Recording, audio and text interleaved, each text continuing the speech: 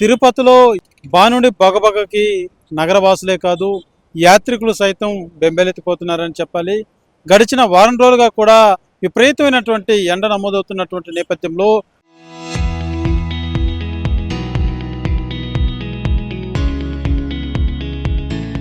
విపరీతమైనటువంటి ఆ వేడి గాలులు ఉక్కపోత వస్తున్నటువంటి నేపథ్యంలో నగరవాసులంతా కూడా తల్లడిల్లిపోతున్నారని చెప్పాలి. అయితే ఇప్పటికే ఆ వైద్య అధికారులు కూడా అనేక సూచనలు చేస్తున్నారు, జాగ్రత్తలు వహించాలంటూ కూడా తెలియజేస్తున్నటువంటి పరిస్థితి ఉంది. మనం ఉన్నది ఆ తిరుపతిలోని కపిల్ తీర్థం ఆ సర్కిల్ వద్ద మనం ఉన్నాం.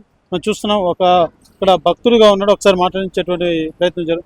Telugu Where are you from? I'm from Delhi. Yeah, it's too hot here. Like yesterday it was good, cloudy, but today it's too much. Like that's why I'm carrying ORS and umbrella. I'm from Delhi. Yeah. Is the first time? Yeah, I'm visiting here for first time. Yeah. Heavy heat. Yeah, heavy heat. It's too hot. Yeah. I'm Mohit Pratap Singh. I'm from Delhi. Thank you. భక్తుడు ఢిల్లీ నుంచి వచ్చాడు.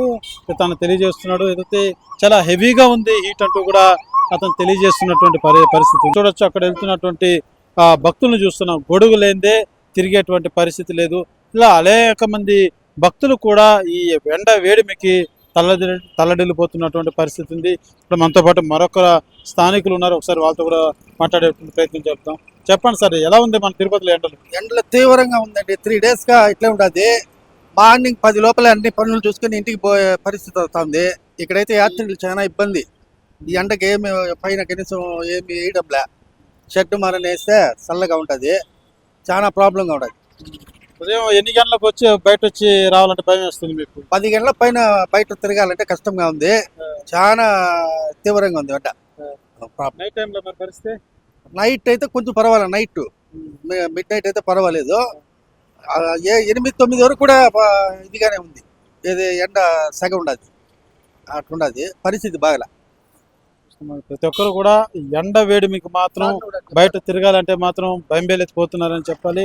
ఉదయం 10 దాటిందంటే చాలు రోడ్ల మీద ఏదైనా పని మీద బయట వెళ్ళాలంటే కూడా సంకోచించాల్సినటువంటి పరిస్థితి మాత్రం ఏర్పడిందని చెప్పాలి.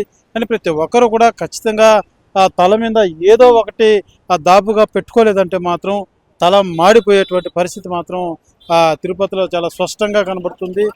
5 నిమిషాలు రోడ్డుపై నిలబడుకుంటే చాలు చెమటలు కక్కునేటువంటి పరిస్థితి. అంతటి వేడి, అంతటి ఉక్కపోత ఉన్నటువంటి నేపథ్యంలో ప్రజలు కావచ్చు, ఇటు యాత్రికులు కావచ్చు తీవ్ర స్థాయిలో కూడా కొంత భయాందోళన వ్యక్తం చేస్తున్నటువంటి పరిస్థితి ఉంది. రానున్నటువంటి రోజుల్లో కూడా ముఖ్యంగా మనం 2-3 రోజులు ఉన్నటువంటి వాతావరణం ఒకసారి మనం పరిశీలించినట్టుగా అయితే రేపు ఎల్లుండికి ఇవాళ దాదాపు 39 డిగ్రీల ఉష్ణోగ్రత నమోదవుతున్నప్పటికీ కూడా ఉన్నటువంటి టెంపరేచర్ పరంగా కావచ్చు, వేడిమి కావచ్చు 40 దాటినటువంటి పరిస్థితి మాత్రం ఉంది. అంతటి ఉక్కపోత ఉన్నటువంటి పరిస్థితి. అయితే రేపు ఎల్లుండికి అదే వరుసగా 3 రోజులుగా కూడా ఒకసారి మనం టెంపరేచర్ పరిశీలించినట్టుగా అయితే 40 నుంచి 43 వరకు కూడా వెళ్ళేటువంటి పరిస్థితులు మాత్రం చాలా స్పష్టంగా కనబడుతుంది. అయితే ఉష్ణోగ్రత పరంగా 40-43 ఉన్నప్పటికీ కూడా ఇక్కడ ఉన్నటువంటి ఏదైతే ఉక్కపోత పరిశీలించినట్లయితే 50 డిగ్రీలు కాస్తుందేమో అన్నటువంటి భయం, ఆందోళన వ్యక్తం చేస్తున్నటువంటి పరిస్థితి ఆ స్థానికుల్లో కనబడుతున్నటువంటి పరిస్థితి. అయితే ప్రతి ఒక్కరు కూడా ఈ వేసవి నుంచి కూడా ఇబ్బంది లేకుండా ఉండేందుకు తగిన జాగ్రత్తలు మాత్రం తప్పకుండా పాటించాలి. ముఖ్యంగా చిన్నపిల్లలు, వృద్ధులని వంటి వారి పట్ల మరింత శ్రద్ధ వహించాలంటూ కూడా వైద్య శాఖ అధికారులు మాత్రం తెలియజేస్తున్నటువంటి పరిస్థితి ఉంది.